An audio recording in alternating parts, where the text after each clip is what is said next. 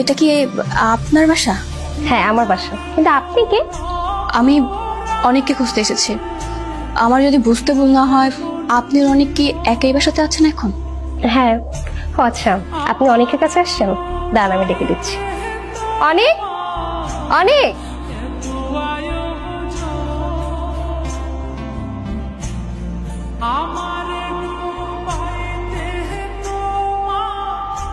জোনাকি, তুমি?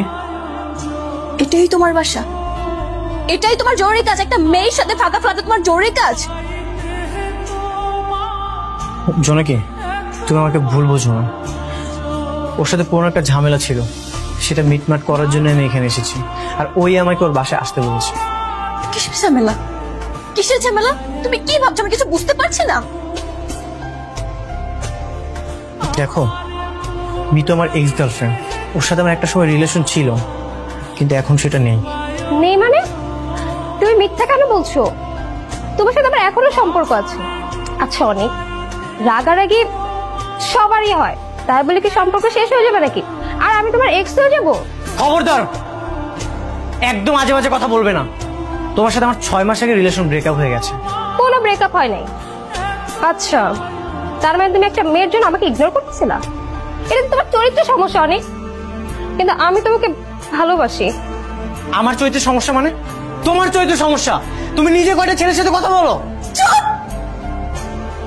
একদম চুপ। তোমরা দুজন মিলে কি শুরু করেছো? ওর সাথে রিলেশন কন্টিনিউ থাকা অবস্থায় তুমি আমার পেছনে কেন করেছো অনেক? জোনাকি, তুমি আমাকে ভুল বুঝতেছো। আমি সত্যি তোমাকে ভালোবাসি। ওর সাথে আমার রিলেশন ছিল, কিন্তু এখন সেটা নেই। নেই? নেই মানে? ওর সাথে যদি তোমার রিলেশন নাই থেকে থাকে, তাহলে এই মুহূর্তে তুমি এই মেয়ের সাথে ফাঁকা ফ্ল্যাটে কি করছো? কি বুঝেছো? আমি কিছু বুঝতে পারছি না। আমি এতটাই অবুঝ। আমি তোমাকে সবকিছু বুঝিয়ে বলতেছি, তুমি আমাকে একটু সময় দাও। 1 সেকেন্ডও তুমি সময় পাবে না। আজকের পর থেকে তোমার সাথে আমার কোনো সম্পর্ক নেই। চিটার!